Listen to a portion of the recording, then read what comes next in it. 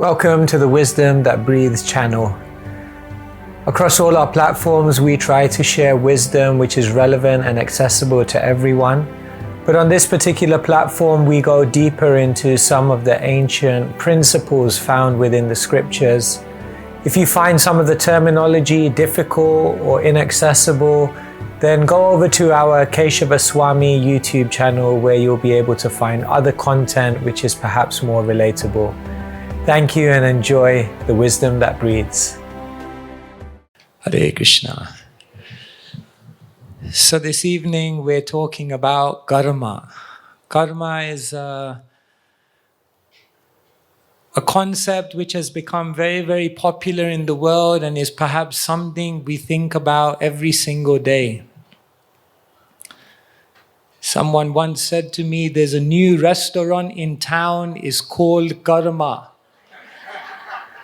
But there's no menu. You get what you deserve.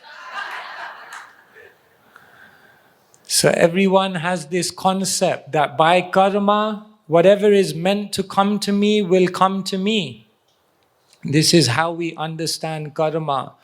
What goes around comes around. No matter what arrangements you may make, no matter how hard you may try, if your karma is configured in a certain way, definitely that thing will happen. Just like once a man, he was walking past a shop and he saw a sign and it said, buy anything you want and your grandson will pay the bill. So he thought, wow, this is a wonderful offer. So he went in, he was looking, let me just let myself loose. So he was buying so many things. He came to the checkout counter. They scanned everything through. The bill came. He said, yeah, my grandson, he will pay. So he was walking through and they said, hey, stop. Here's the bill. So he said, what do you mean? The sign said that my grandson will pay. They said, yes, your grandson will pay. This is the bill from your grandfather. So, if you try to cheat, you cannot cheat because karma will bring you whatever is destined. Yet karma sometimes feels like it makes logical sense. Yes, what goes around comes around. For every action, there's a reaction. That yes, I did some things in the past, therefore is coming to me now. Logically, everything makes sense. But still, in our heart, sometimes it's difficult to accept. Would you agree? It's difficult. No, if something happens to you and they say, don't worry, Mataji, karma. You say, karma. Easy for you to say, I'm going through.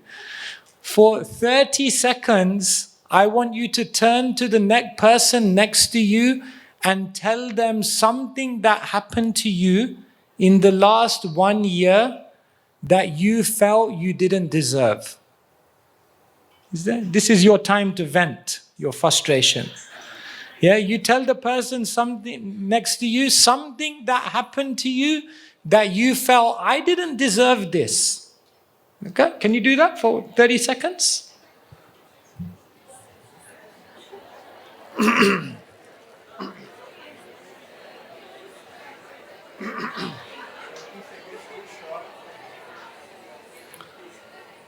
Come on, I know there were things. You can share. Don't worry. We won't judge you.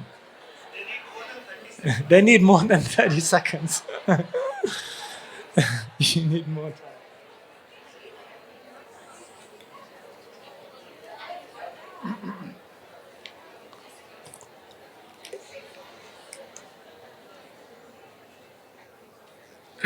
Okay, some things are there.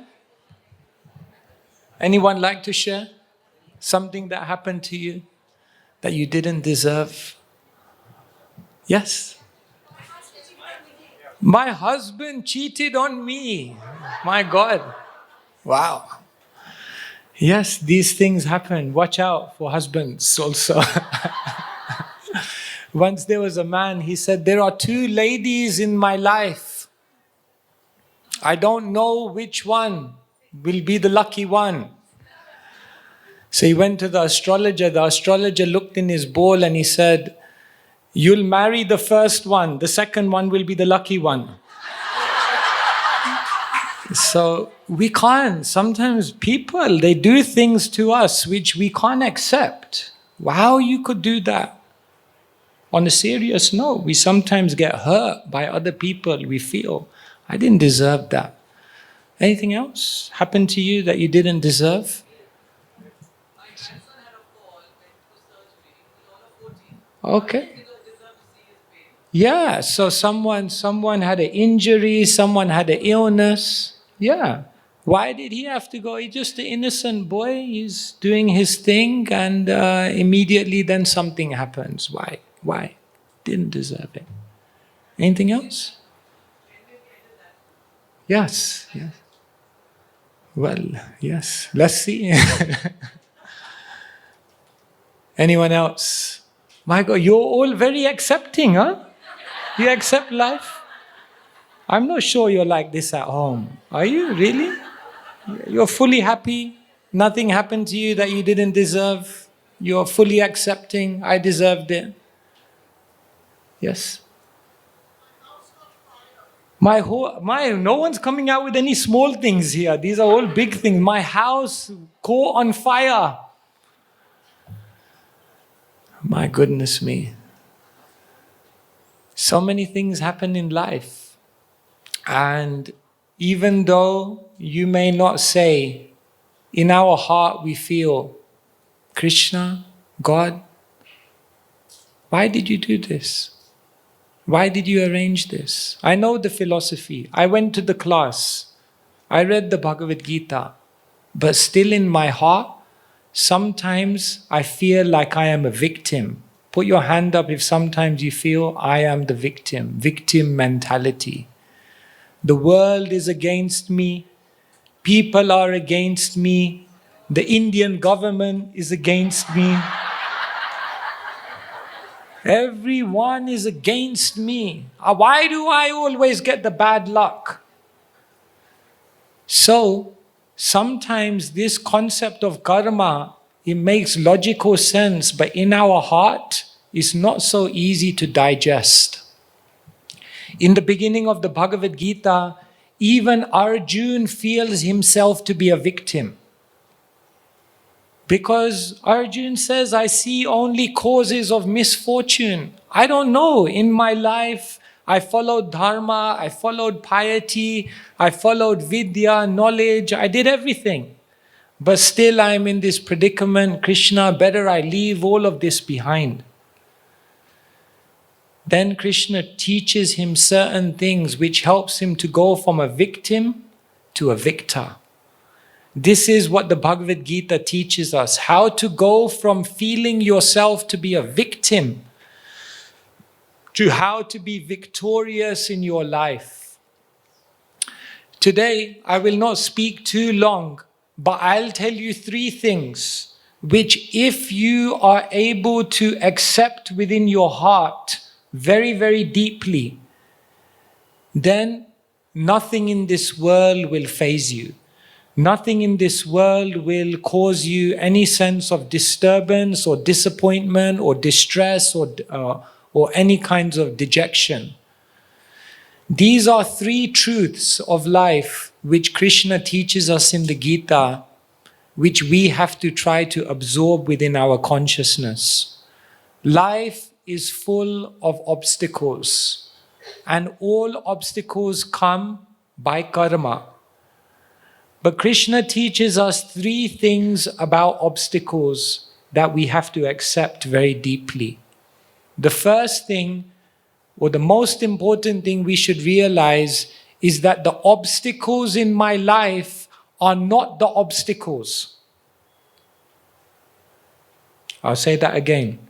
The obstacles in my life, whether it's people, whether it's situations, whether it's health, whether it's any other difficulty, those things are not the obstacle. You know what the obstacle is? Number 1, the mentality that obstacles won't come. Number 2, the mentality that obstacles are bad. And number 3, the mentality that obstacles are insurmountable. These 3 things Krishna corrects within Arjun's consciousness. And once he does this, Arjun now no longer feels any sense of being blocked in his life. The very, very first thing that Krishna teaches Arjun is that the mentality that obstacles won't come is a defective mentality within our consciousness. The first thing we should realize that Krishna explains in the Gita, Mamupetya punarjanma dukhalayam ashashvatam. Krishna says, anyone who has taken birth in this world, they should rest assured that there will be obstacles. Dukkha alayam. This world is an abode of uncomfortable situations. Put your hand up if you have ever experienced a natural disaster in your life, like an earthquake or... Can you put your hand up? Keep your hand up. Okay, keep your hand up. Now put your hand up if you experience the loss of someone you love in the last 1 year. Keep your hand up. Now put your hand up if you experience some kind of health difficulty in the last year. Look around. This is it. Suffering, difficulty, obstacles. This is universal. If I tell you, do you accept in your heart that there will be obstacles in your life? Yes or no? Yes. Now if I ask you, when an obstacle comes in your life, do you feel shocked? Yes. So how can you say yes to both things? On one hand, you're sitting here telling me, I know obstacles will come in my life. I know life is full of obstacles. I accept that obstacles will come. But then when the obstacle comes, we're thinking, why did this obstacle come? Why? That means in our heart, we have not accepted life means ups and downs. Some of you, I'm sure, are doctors, is it? When I grew up, there were 3 options: doctor, lawyer, failure. I didn't become a doctor. I try to be a spiritual doctor now. But some of you are doctors and you know when they do an ECG, then the lifeline is like this, no? Up and down, up and down, up and down. If the lifeline is like this, it's not good news. This means death. Life means ups and downs. And therefore, the first thing is we have to accept that obstacles will come. It's just a matter of time. It's coming. It's around the corner. And when we have prepared ourselves, when our mind has accepted, then when the obstacle does come, it has less of an impact on us. But what we like to do is we like to live in an illusion that these things won't happen. And therefore, what Krishna says to Arjun, Janma mrityu jara vyadi dukha doshanu darshanam. Understand? If I tell you, would you like to take darshan? Yes, yes. We will take darshan of Krishna. Very good. But Krishna says every single day you should have another type of darshan. Every single day you should see Janma mrityu jara vyadi, that the world is full of disease, old age, death, all these things. It's around the corner, it's coming. Now you may think, my God, this is depressing. But there's more to the story. But the first thing we have to understand is that this is coming. Just like the seasons come, summer, then there's autumn, then there's winter, then there's spring, and then again summer, like that. In London, there's only one season, rain. I landed in Mumbai yesterday and I was like, it's raining. My God, wherever I go, London follows me. But all of these seasons are there. And what does Krishna say to Arjun? Matra sparshas tu konteya sitoshna sukhadukada. That obstacles come like the seasons come. So when winter comes, we don't think, my God, why is Krishna sending winter? We know winter is coming, I have to prepare. So the first thing is that we should not be surprised when obstacles come. This illusion that we try to build a life in which obstacles won't come, this illusion will frustrate us. We have to prepare. It's coming. But the second thing that Krishna teaches Arjun in the Bhagavad Gita is that obstacles are not bad. It's not that everything in life that happens is good, but something good can come from everything that happens in life.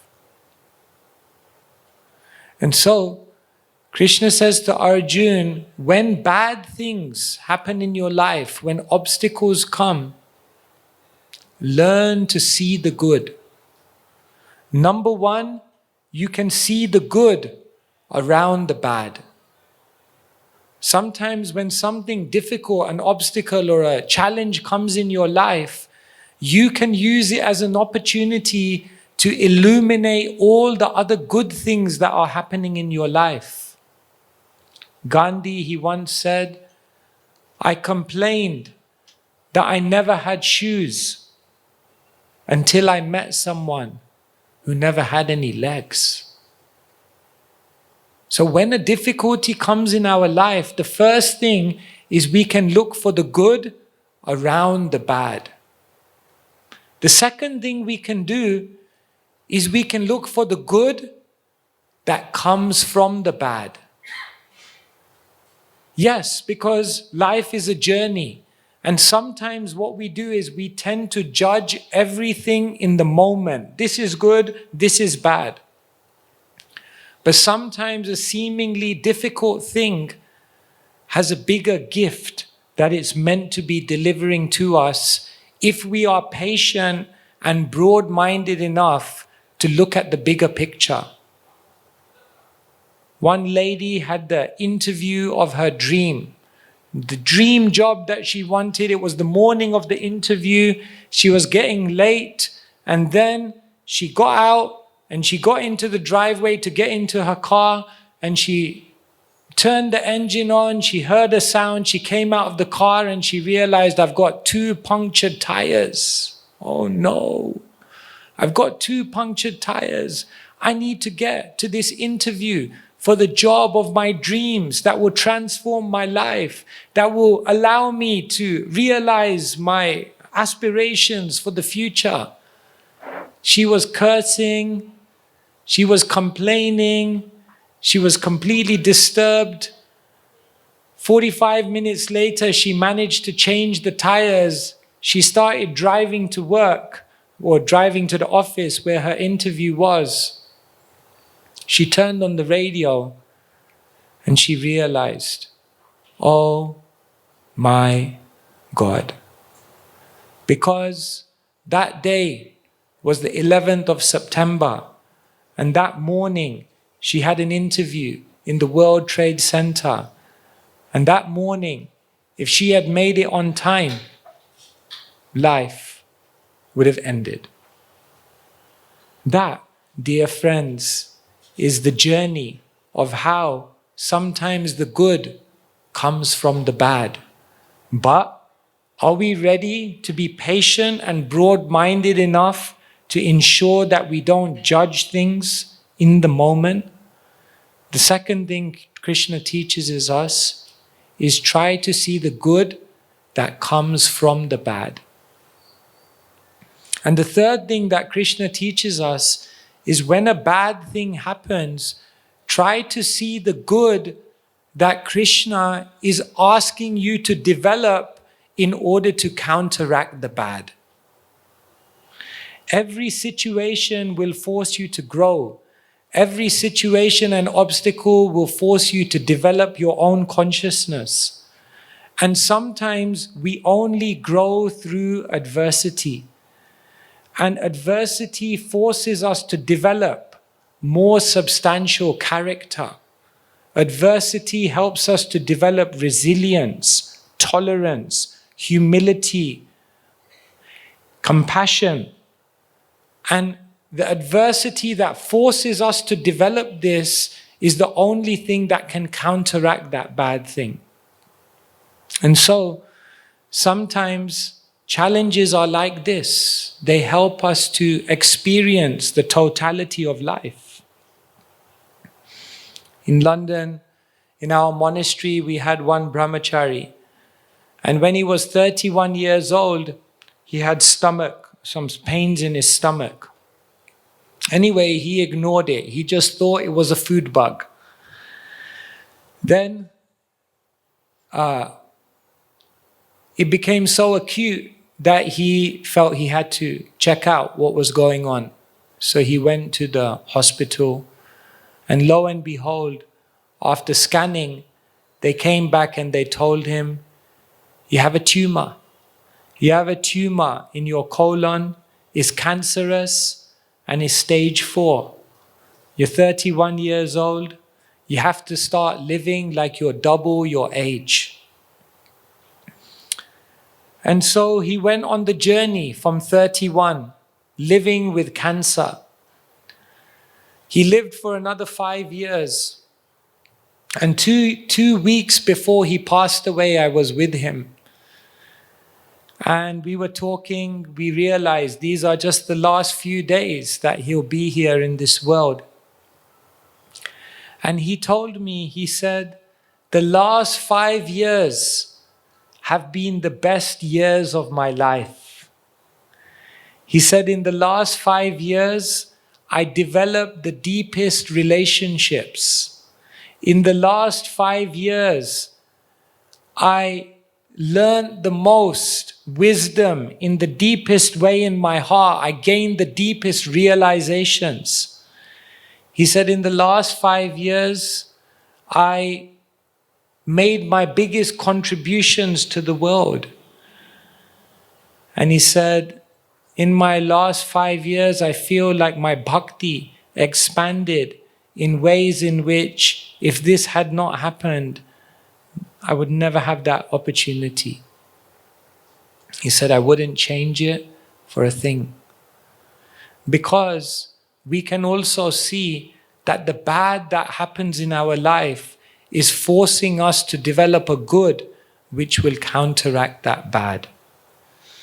And so, Krishna is teaching Arjuna in the Bhagavad Gita, number 1, obstacles will come. Don't be in the illusion that obstacles won't come. But number 2, don't be in the illusion that obstacles are bad. Obstacles are often your greatest friends. Because number 1, you can see the good around the bad. Number 2, you can see the good that comes from the bad. And number 3, you can see that the bad is forcing you to develop a good which will counteract the bad. And in this way, obstacles help us to actually grow our spirituality. Someone may say, yes, I've accepted obstacles will come, number 1. I've accepted, number 2, that obstacles are good, that they give me many gifts, but I just don't have the strength. It all sounds good in a class. It all sounds nice in an auditorium. But when I go into the world and I face a challenge, I just don't have the strength to keep that kind of positivity amidst adversity.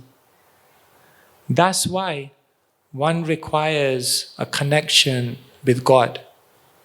Because Krishna says in the Gita, Machita sarvadurgani matprasadat tarishashi atachetvam ahankaran nashroshasi vinangshasi. Krishna says to Arjun, if you become conscious of me, if you actually become conscious of me, you will pass over all the obstacles of conditioned life by my grace. But if you act in this world, not hearing me, you will be lost. So when one makes a connection with Krishna, when one makes a connection with God, with divinity, then one develops an incredible strength within themselves to face whatever may come in life. Don't tell God how big your problems are. Tell your problems how big God is. This is what we tell people. So therefore we see that those who have developed a relationship with God, they develop a certain type of positivity. They develop a certain type of hope. They develop the broad vision to be able to deal with anything in life. You see, we all went to school. Did any subject at school teach you how to deal with the passing away of a loved one? No. Did any subject at school teach you how to react if somehow you have a health crisis? No.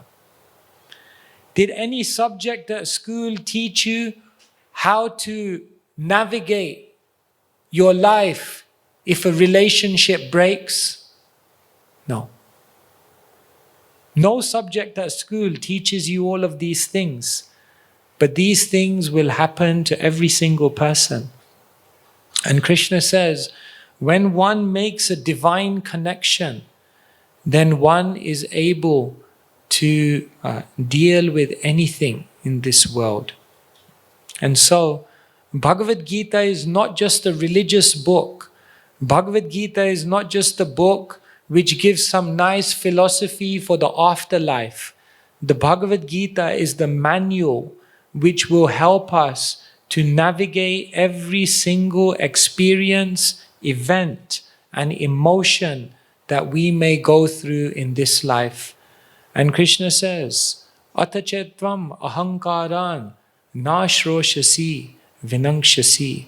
If you try to live this world, not hearing that knowledge, not understanding and grasping that higher philosophy, then inevitably you'll feel lost, you'll feel hopeless, you'll feel dejected, and you will feel that there's no progressive way forward.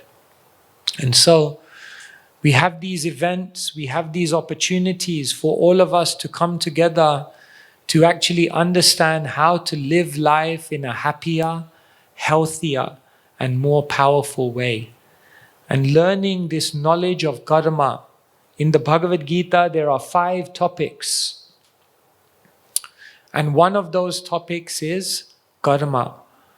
Because the biggest and most persistent question that people have in life is, why is this happening to me?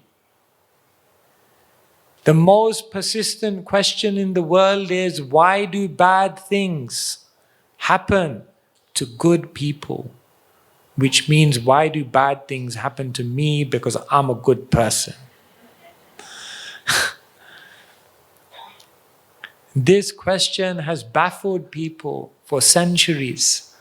But in the Bhagavad Gita, Krishna explains, it's all the love of Krishna, it's all the love of God.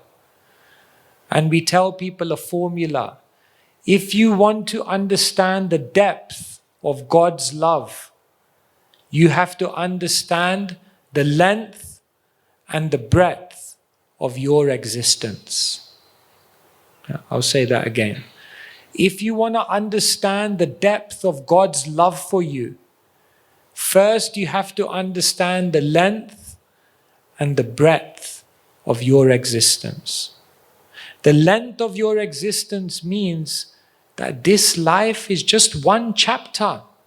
It's just one chapter in a longer story. And therefore, every story has different chapters, and some chapters may be more challenging than others. But remember, it's just one chapter. So when we understand whatever is happening to me is part of a longer story, then we can begin to understand the depth of God's love. And to understand the breadth of your existence means that I am not simply this body, I'm not simply this mind, but I am actually the Atma. And so, in this life, some things may happen to my body, some things may even happen to my mind. But beyond my body and mind, Krishna is always protecting my soul. Sometimes Krishna may protect your body, and sometimes Krishna may not protect your body. Sometimes a disease may come and Krishna may solve it. And sometimes a disease may come and Krishna will say, now time is running out. But the breadth of our existence means I am not the body. I am the Atma. And that Atma, Krishna is always protecting. And so when we understand the breadth of our existence and the length of our existence, then we can look at everything that God does in our life and we can understand the depth of God's love.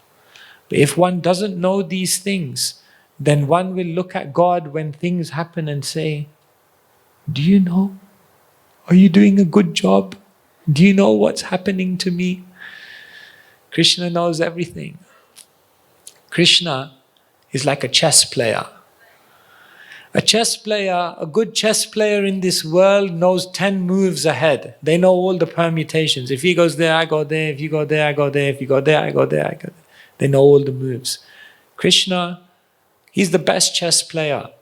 He is moving our life in such a way we have no idea. And we become bewildered by the way in which he's moving everything. But by the law of karma, Krishna arranges the perfect situation by which we can actually find true happiness. So in conclusion, when obstacles come in your life, remember the obstacles are not the obstacles. The obstacle is one, the illusion that obstacles shouldn't come in my life. Change that. The obstacle is number two, the mentality that obstacles are bad. Change that. And the third obstacle is the mentality that obstacles are insurmountable. No, change that. By having Krishna in the chariot of your life, you can deal with anything, no matter how difficult it may get in this world. And in this way, we don't need to be scared of karma. We don't need to worry. What will happen to me? I don't know. When I walk out, something. It's okay. You're under Krishna's protection. Whatever comes for a reason. And when we develop our spiritual consciousness, then we can embrace whatever may come in life. Hare Krishna, Krishna Krishna, Hare Hare. Hare Rama, Rama Rama, Hare Hare. Thank you very much. Hare Krishna.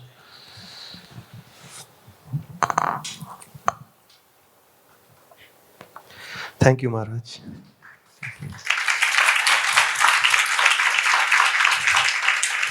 So now, before I forget, whatever Maharaj spoke and much more than that is present in his books, which will be at the exit on a table. You can pick up your copies. I mean, pay and pick up. No. Otherwise, karma. You have to be precise. So, and Maharaj will be very happy to sign the books. You can bring your books over here and then get them signed. But now, if anyone has any questions, please raise your hand and the mic will come to you related to today's topic. Yeah. Hare Krishna, Maharaj. Dandavat Pranam. Hare Krishna. You spoke about adversities right now. So sometimes adversities don't come alone. They come from all sides. Misfortune always comes from all sides. And there are many things happening around, like there are people talk about, like on Instagram, everywhere. I mean, people talk about grahas, planets, that this happens, and, the astrologers. And I come from a Pushtimargi family. When I jog backwards, my mom used to always say there's nothing like, astrology and all. When Krishna opened his mouth in front of the Brahmand was seen, and the minute he accepts, he honors Yoga, he takes up all the grahas are satisfied. Apparently, we never believed that, but now that people tell us, and especially when you have adversities, you're more versatile, you're more weak. So, should we go to that? And sometimes it's very Astrology. bewildering and very baffling. And so, how do you? Astrology. Prabhu, grahas, very bad. The Mercury, the moon. Okay, so what is astrology? So the first thing we should understand is that astrology is a Vedic art. This is known as Jyotish. So definitely there is substance to Jyotish. You can think of astrology like a medical report. Tomorrow, say you go to do an MRI or something like that. Then they give you a scan of your whole body. Then they can predict this is what's going on and this is what could happen in the future. So astrology is not determining your fate. Astrology is just telling you certain things that may come in the future. So therefore, many people do astrology. Many people try to understand what future fortunes they will have to experience. However, as you mentioned, when we take up spirituality, then what happens is we are connecting to Krishna, and the whole material energy is working under Krishna's plan. Maya dhyakshena prakriti suyate sacharacharam hetunane nakonteya jagat viparivartate. Krishna says the whole material world, all the karma, everything is working under my direction. And therefore, when one connects to Krishna, then what happens is you are connecting to the source of all your fortunes. And therefore it's said that when you clap your hands in Krishna Kirtan, then all the lines on your hands are changing. And when you dance in Krishna Kirtan, then all the birds of karma are flying away. So, when one takes to spiritual life, one doesn't have to become limited by astrology. Of course, the difficulty with astrology now is that how reliable it is, we don't even know as well.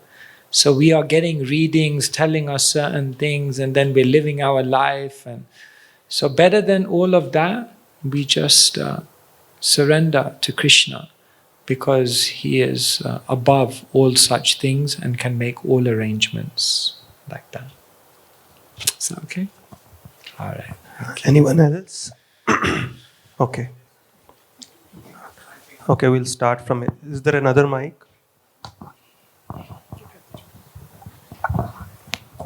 Hare Krishna Maharaj. As we say, one has to go through the karma that one has to go through.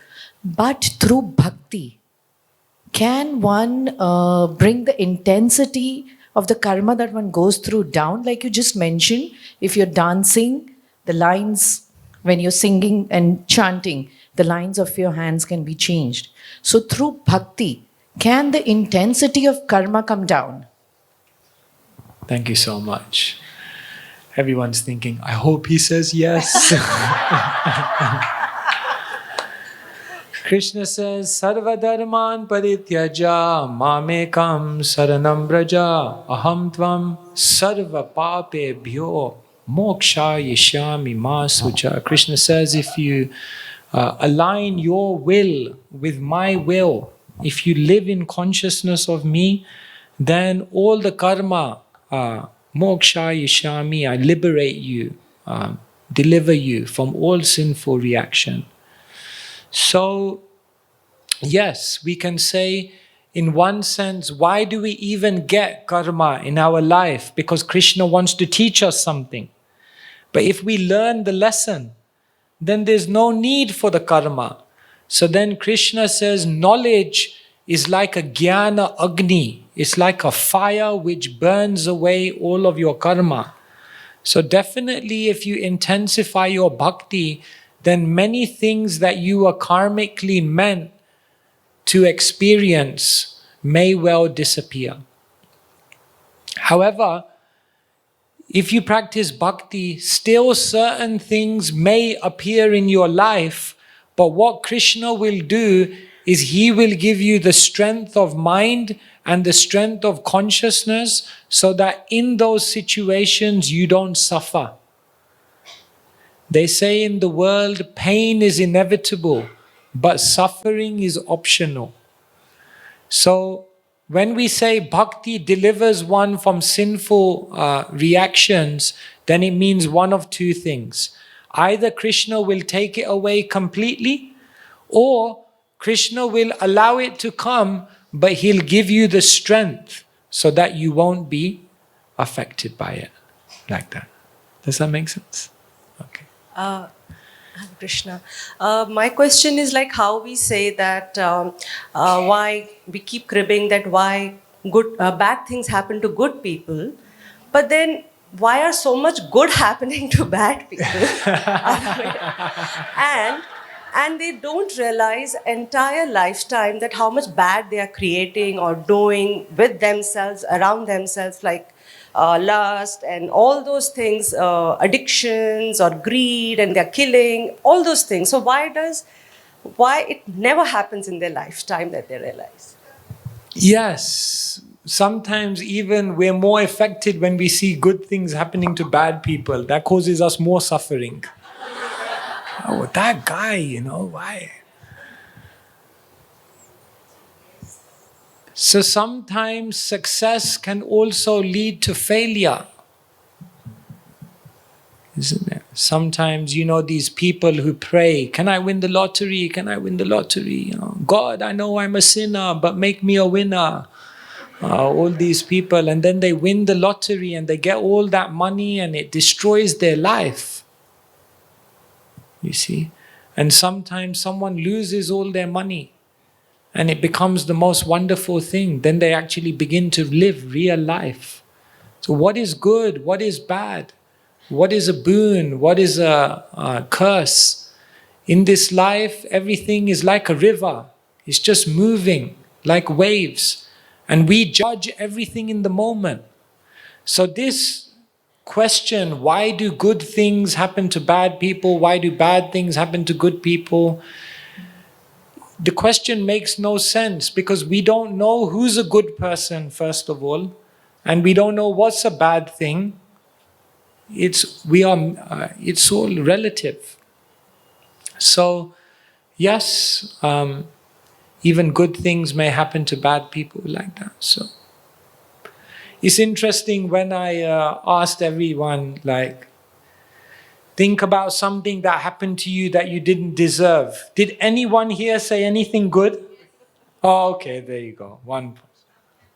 Generally, we don't. There was one Arthur Ashe. You know Arthur Ashe? He was a Wimbledon champion. So in 1983, he had some kind of blood transfusion and they made a mistake. So he contacted this AIDS. And so he was dying in the hospital, not by his own fault, by the fault of the doctors. So one of his fans wrote in a letter and he said, "Why did God do this to you?" So Arthur Ashe wrote a letter back to him. And he said, in this world, 50 million people try to play tennis. 5 million people learn to play tennis. Of those 5,500,000 learn professional tennis. Of those 500,000, 5,000 make it to the circuit. Of those 5,000, 500 will make it to a Grand Slam. And of those 500, 50 will make it to Wimbledon. And of those 50, 4 will make it to the semi-finals. And of those 4, 2 will make it to the final. And of those 2, 1 will win. And they'll lift the cup. And he said, I was the one lifting that cup. And when I lifted that cup, I didn't ask God, why did you do this to me? So now I'm undergoing this. Why should I question? Why are you doing this to me? So, yes, like that. So Krishna knows the perfect balance of sweet and bitter. In a meal, you need both also. You'll be of bitter also. If you're Gujarati, everything is sweet on me. Even the dal is sweet. Everything is sweet. Gujaratis are very sweet. But generally in a meal, we need all the flavors. So life is like that. Many different things will happen. Part of the experience. Yes. Hare Krishna. Sir, bhakti is it like love that it will happen on itself, or it's like a good student or a good athletics person who have to practice every day, every time? What's the way out? I think you are married in your life, is it? Yes. Okay, no answer. No, yes, yes, yes. So love is an action, no? Love is a commitment, isn't it? Once I was sitting like this giving a class and they said, Swamiji, do you believe in love marriages or arranged marriages? I was like, do I look like a marriage counselor? So I looked back at the person and I said, do all love marriages have love? He said, some do, some don't. I said, do all arranged marriages have love? He said, some do, some don't. So I said, it's not so much what brings you together. It's what you do after you're together. Chemistry may bring two people together, but commitment is what will generate love. And so, bhakti means commitment. What do you do every single day to open your relationship with Krishna? If you give time to Krishna, if you open your heart to Krishna, if you show your love by giving your time, energy, attention, intention to Krishna, then Krishna will also reciprocate with you. And so bhakti means, when Srila Prabhupada translated bhakti, he always translated it as devotional service, because love is an act. So, okay, thank you so much. Hare Krishna, Prabhuji. I wanted to ask, why does Krishna allow all these obstacles to be created where we have to take time and work around it and learn something if he can just call us directly? In Vrindavan, Krishna has many, many cows. So at the end of the day, when he wants to call the cows back, then you know what he does, right? First, he plays his flute. Some come, but many don't. So then the next thing that Krishna does is he calls all of them by their names. Some more come, but many don't. Then the next thing is that Krishna has a buffalo horn. So then he blows the horn. More come, but some don't. Then Krishna goes out with the stick. And then he rounds up the last ones. So, A first-class person learns by hearing. Second-class person learns by hearing and observing. Third-class person has to hear, observe, and also experience. Krishna says in the Bhagavad Gita, I already quoted, Mamupetya punarjanma dukhalayam ashashvatam. Krishna says the material world is temporary and miserable. Don't hang around. But if we don't read that, if we don't hear Krishna's call in the Shastra, then Krishna will have to amplify the message by sending something. Oh, now I understand. Okay. So it's like that. So if you can sit here and understand deeply what Krishna is saying, then you save yourself so many problems. I think people this side are really suffering. All the questions are coming from this side only. So if anybody has questions from this side, please, you can raise your hand. Okay, you can start. I'll pass on the mic to Neha. Yeah. Hare Krishna. Oh, yes. So my question is related to karma and bhumi. So bhumi is, one is your janma bhumi, and the other bhumi is what you inherit or what you buy or whatever, steal, beg, borrow, steal, whatever comes with it. Now, the bhumi essentially is not our property per se, and yet we feel it is our property and we do stuff with it. We cut down trees, we trample it, we do all sorts of things. How deeply, when you pass over, how deeply are your karmas embedded in this bhumi, and how do you surpass those?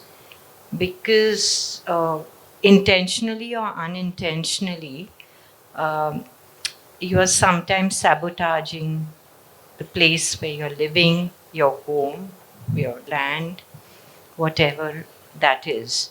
And how does it affect us when we pass over and move over, come back? Because we could be born in any other part of the world or any other planet per se. Yes, thank you so much. Yes, so Gandhiji also said the world has enough for every man's need, but not for every man's greed. So we have this tendency to try to acquire and control more than is required. Therefore, in the Ishopanishad is mentioned, Isha Vashyam Idam Sarvam Yat Kinjim Jagatam Jagat Tena Taktena Bunjita Magrida Kashyasvid Dhanam. That every single person has a certain amount which is allotted for them. And if you try to expand and encroach upon others' property, then know for sure that in your life there will be complexity and you will likely become involved in a network of karma. And so we are in this world for some time. As they say, we come in the world empty, we leave empty. And in the world, in the interim, we claim so many things as our own. So Krishna says that definitely you need things to survive in this world, but whatever you have, use it for your necessity of body, mind, soul, your family. And whatever extra you have, you also use that for service to others, service to society. And like that, whatever is in your jurisdiction, you try to connect it in seva. Because the more you try to enjoy things in this world which is beyond what is allotted to you, then know for sure that that will complicate your life. And so, yes, that doesn't mean now all of you just have to give up everything and live with minimal clothes. And But it means there is a value to simple living, high thinking. You know, now people suffer from decision-making fatigue. You know what this means? You have to make thousands of decisions on insignificant, unimportant things. And you get so tired that when it comes to making decisions on the big thing, you're just like, oh, I have no energy, just whatever, just do whatever. So therefore, there's a value to simplify one's life. That will be very, very beautiful. Thank you. Hare Krishna, Prabhuji. Hare Krishna, Prabhuji. Yes. Prabhuji, my question is, why there is competitiveness in bhakti? As in, there are people who are doing bhakti and devotion from many, many years, and there are people who have just started devotion and bhakti. But the people who have just started devotion and bhakti want to compete with people who are doing many, many years. Is it correct to do so and put that other person down? Why is this jealousy in devotees? Oh, I'm going to do more chanting than this person and this. I mean, I have always seen this happening and experienced. So is it correct to have competitiveness in bhakti that I am better than this devotee? Or I don't know. Yes, we've all experienced. First thing is we should realize that everyone who comes into bhakti is not a purified soul from day one. If you go to the hospital and say, what's going on here? It's full of sick people. Well, yes, you're in a hospital. So even when we come to bhakti, we still carry over some of our materialistic tendencies. There's no need to compete with anyone else. We each have our own journey that we are going on. Imagine if you go into an exam hall and you're sitting next to the most clever student, so you think, let me just copy their exam paper. So you copy their exam paper perfectly, and then you come out thinking, aced the exam. And then when you come out of the exam hall, you realize everyone had a different question paper. So that's what we sometimes try to do. We try to copy someone else's life, but we don't realize I have a different journey that I'm going on. So this tendency to become competitive, to become envious of others is so deep in the world. Once there was a man and he got a boon from the genie. You can have whatever you want, but the neighbor will have double. So he thought, anyway, he didn't hear the second part. He just took the first part. You can have whatever you want. So he said, I want a Mercedes-Benz. Vroom. It came.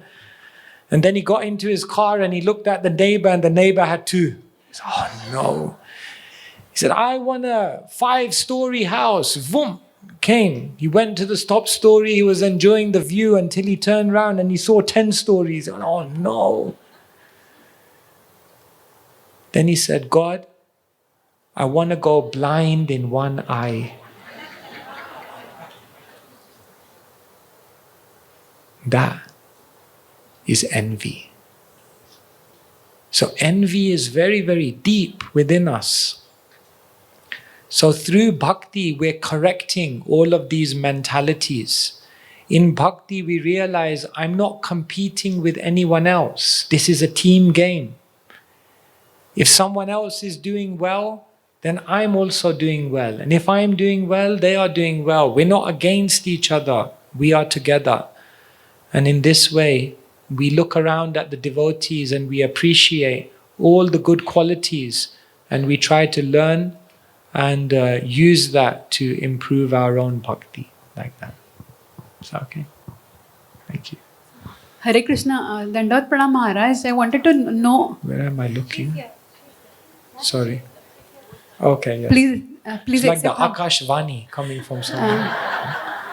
please accept humble obeisances, Maharaj. I'm Geeta Priti Dasi. I wanted to know about your schedule in Mumbai because by hearing by hearing you, I will improve my bhakti and I can reduce my bad karmas. And So I want to take more of your association, because I'm not finding any source from where I can understand that when you're going to speak at Chowpatty or Juhu Temple or Mira Road or so if everyone of us can know your schedule in Mumbai, we can also overcome or reduce our karma, bad karma, by hearing more from you.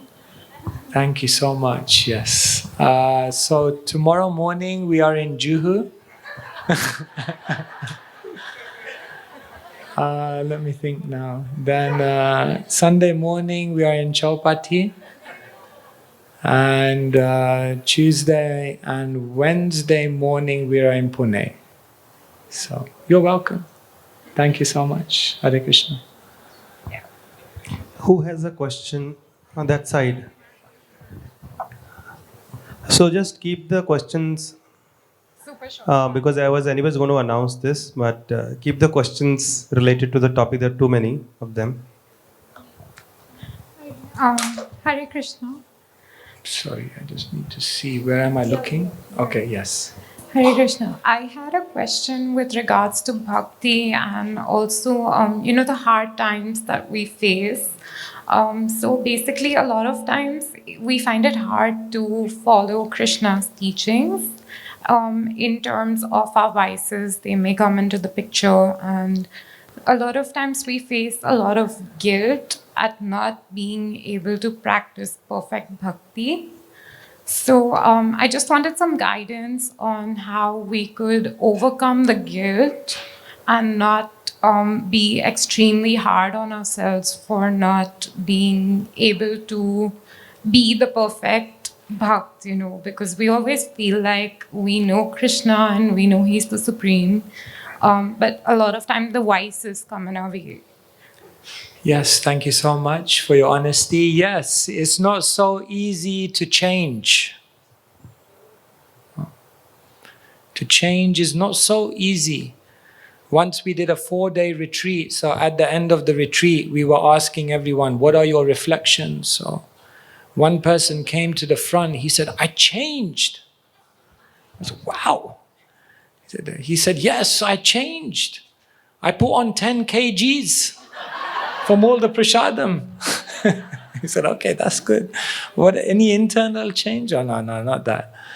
So it's not so easy to change because we have habits, isn't it? They say habits difficult because if you take the H away, still a bit remains. And if you take the A away, still bit remains. And if you take the B away, still it remains. So it's not so difficult. It's not so easy to change. It takes time. In English, they say Rome wasn't built in a day. And therefore, what we do in spiritual life is we start changing ourselves bit by bit. Don't just see how far you are away from the ideal, but see how far you've come from where you were. Yes, you may be far away from where you'd like to be, but look back in the last year, in the last 2 years, you're a changed person. You have improved. And therefore, if you continue on the journey, then you will improve more and more. Krishna is not expecting you to be perfect, but Krishna is just expecting you to try. When one plane goes from one destination to the next, there's a flight path. But did you know, any given plane is only really on the flight path for 60-70% of the journey.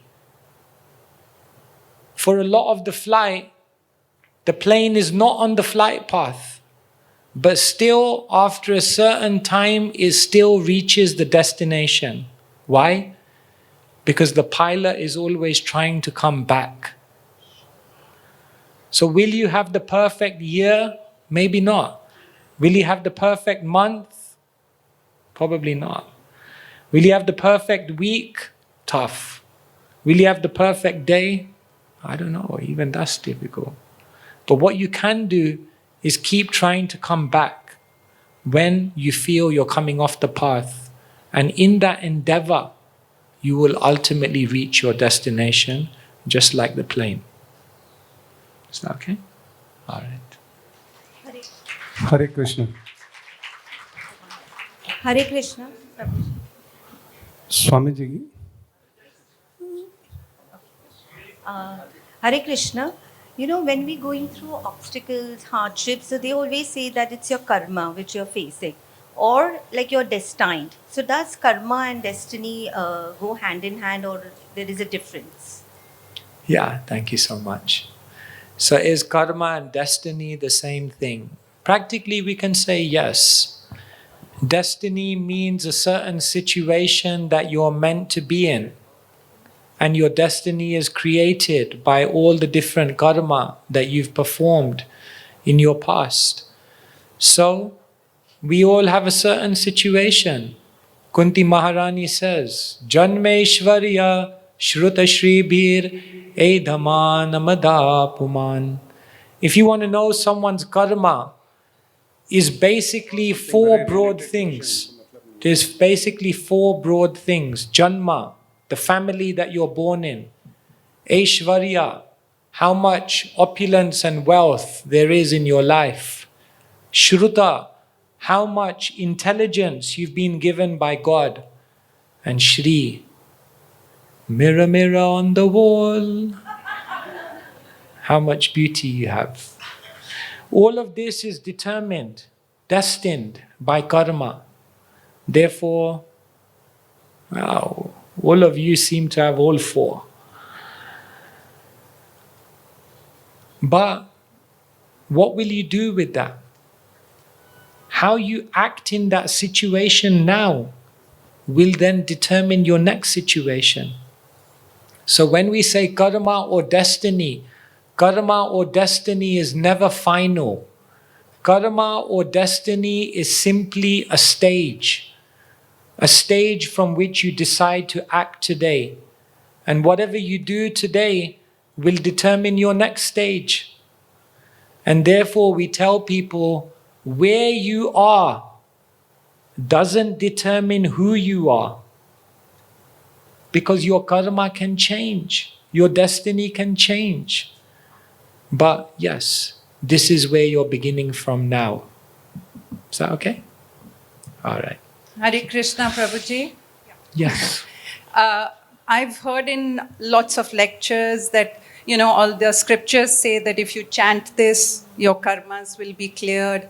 Like you said today, you clap or you sing, your karmas get cleared. So has Krishna really made it that easy for all of us to just do that and then your karmas are all over? So do you start fresh, again collecting karmas, or is it all these older devotees have already cleared everything and they are like, just living the rest of the life? Yes, thank you so much. Has Krishna made it that easy? Yes, Krishna is a nice person. He's on your side. He wants you to succeed. And in this age, he's made it very, very simple. That the holy name of Krishna is very, very powerful. You see, we're chanting this name again and again. Once we were doing Harinam on the street somewhere in the UK. So one person, he came to me at the end, he said, I love you guys. You're always singing, you're always dancing, you're always happy. But don't you guys have any new songs? So I said, well, this is a mantra. If you chant again and again, then it's very, very powerful. Because you see, it's not just a ritualistic thing. When we chant Hare Krishna, what we're doing is we're changing our entire mindset. When you come to this movement and the devotees tell you, you don't need to change your life, just chant, don't believe them. Don't believe them. Because as soon as you chant, your whole mentality begins to change, isn't it? Like if I was to play one of your favorite songs from 10 years ago, 15 years ago, I don't know. Kuch kuch hota hai. That's the only Bollywood song I know. Then what would happen is as soon as you hear that song, so many memories would come back, isn't it? You're almost transported to that time. So when we say just chant Hare Krishna, all your karma disappears, it's not like a ritualistic thing. What's happening is that transcendental vibration, Krishna, as soon as you hear it, and if you hear with the heart, then what begins to happen is your consciousness changes. The way you look at life changes. The decisions that you make changes. The way you react to all the situations of life changes. Everything changes because consciousness is changed. And so, it's so simple. You may just miss it. We only have to spend some time every day with Krishna in the form of the Hare Krishna mantra, and miracles will happen in your life. This is what Srila Prabhupada came to teach the world. So it's very, very powerful, and we shouldn't underestimate. Okay, thank you. Hare Krishna Swamiji. Do good karmas of past life gets credited to our current life? Sounds like you're in banking.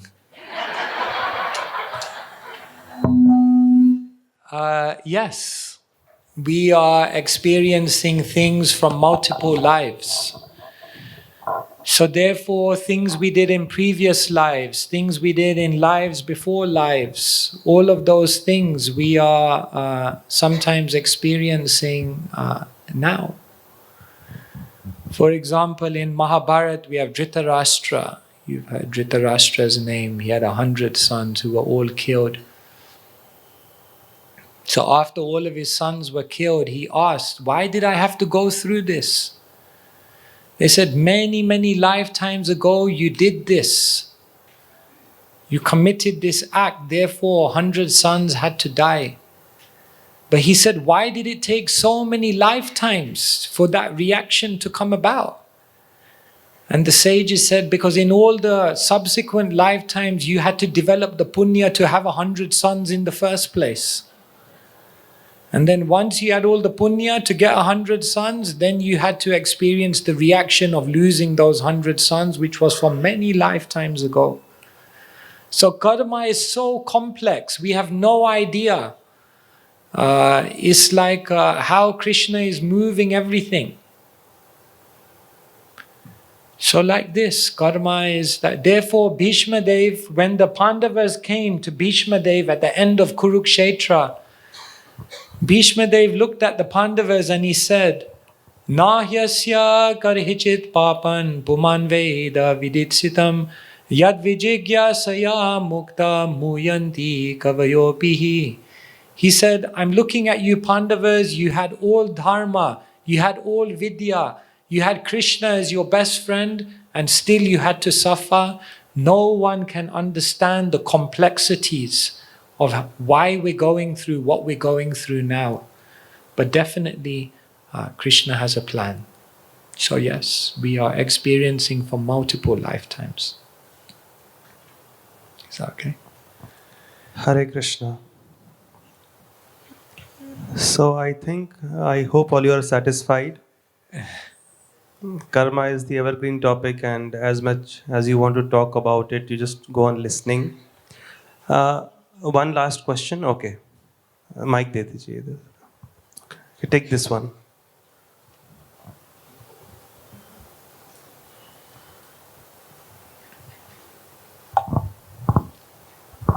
Hare Krishna Prabhuji. Could you throw a little bit light on prarabdha karma? Thank you so much. Yes, so there are different types of karma. One is called prarabdha karma and another one is called aprarabdha karma. So it means that we've done something in the previous life, and prarabdha karma means that the reaction from that action that we are experiencing now. And aprarabdha karma means that which is in stock, which is waiting to come.